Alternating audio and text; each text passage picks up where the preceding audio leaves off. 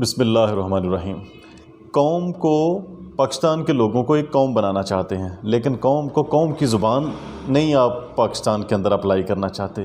اگر پاکستان کے لوگوں کو آپ ایک قوم بنانا چاہتے ہیں تو قوم کی زبان اردو ہے، قوم کو پھر اردو میں سارے کام کرنے دو۔ قوم کے اوپر یہ پولیس، آرمی، تعلیمی سسٹم، عدالتی سسٹم، آئین کا جو سارا سسٹم ہے، وہ ہر چیز کو آپ قوم کی زبان میں لے آؤ پہلے سب سے، پھر قوم یہ بن سکے گی۔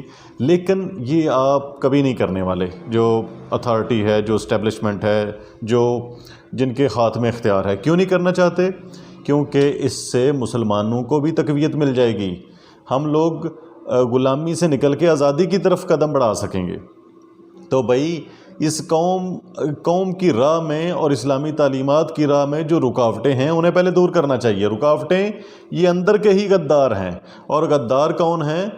جو قوم کو قوم کی زبان ہی نہیں نافذ کرنا چاہتے، اور جو قوم کو اسلامی تعلیمات جس کی بیس پہ یہ قوم کے لیے یہ وطن بنایا گیا، جو اس قوم کو نہ تو ان کا کلچر ان کے لیے رہنے دینا چاہتے ہیں، نہ ان کی زبان، نہ ان کی تعلیم انہیں دینا چاہتے ہیں، ان لوگوں کو ریموو کرنا ہے پیچھے، یا انفرادی سطح پر خود سے اپنی قومی لینگویج کو بھی امپورٹنس دینی ہے، اہمیت دینی ہے، اور اپنے اسلامی تعلیمی نظام کو بھی اہمیت دینی ہے۔ اس سے پہلے برصغیر کے میں جب اکٹھے رہتے تھے ہندو اور مسلمان، تب مسلمانوں کا بہت زیادہ تعلیمی سرمایہ جو دین کی ریسرچ پہ مبنی تھا وہ فارسی زبان میں تھا۔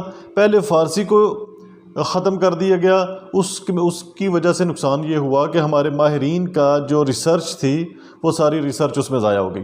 اب اردو کو آہستہ آہستہ گریجولی، اور ٹیکنالوجی کی زبان انگلش ہے یہ کہہ کے، یا سفارتی زبان انگلش ہے، حالانکہ جب سفارت کاری کے لیے جاتے ہیں یہ لوگ CSS وغیرہ کر کے، تو پھر وہ اسپینش سیکھتے ہیں، عربی سیکھتے ہیں، دوسری بھی تو لینگویجز سیکھتے ہیں، تو پھر یہ انگلش بھی سیکھ لیں گے جس کو زیادہ ضروری ہے۔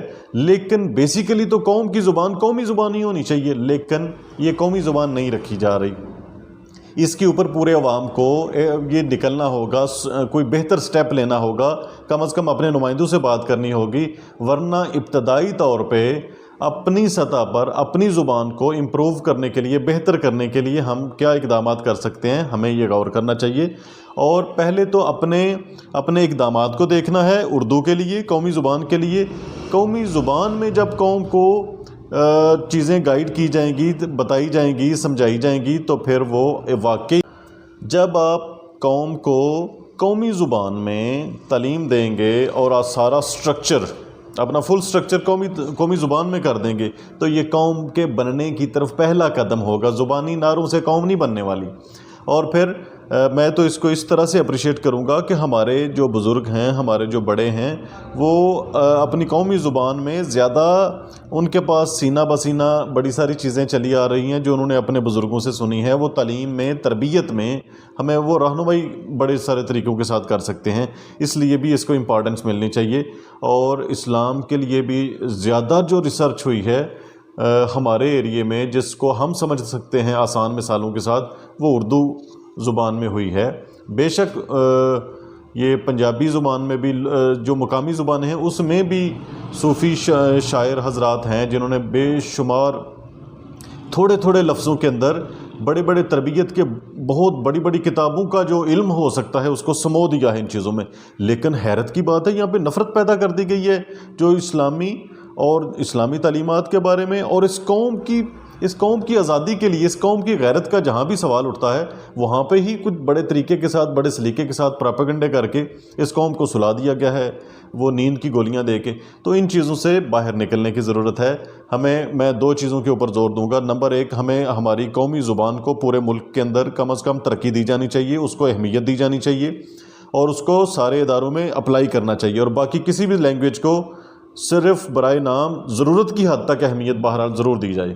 اب اس کے بعد اسلامی تعلیمات کے اوپر میں یہ کہنا چاہوں گا کہ اسلامی تعلیمات چونکہ کنیکٹڈ ہے کافی حد تک عربی کے بعد اردو کے ساتھ، انگلش کے ساتھ، تو وہ اس طرح کا ہمارے ایریے میں تو وہ نہیں بن سکے گا۔ ہمارے پاکستانی قوم کو پاکستانی قوم کے طور پہ اگر اٹھنا ہے، سربلند ہونا ہے دنیا میں، تو اس کے لیے یہ ڈیم شور ہے، یہ پکی بات ہے کہ آپ کو اپنی لینگویج پہ آنا چاہیے، اور اسلامی تعلیمات کے ساتھ ہمیں جو ہماری روح کے ساتھ منسلک ہیں چیزیں، جو ہمارے عقائد ہیں، جو ہماری بلیفز ہیں، ہمیں اپنے ان بلیفز کو اپنے عقائد کے ساتھ چلنا ہوگا۔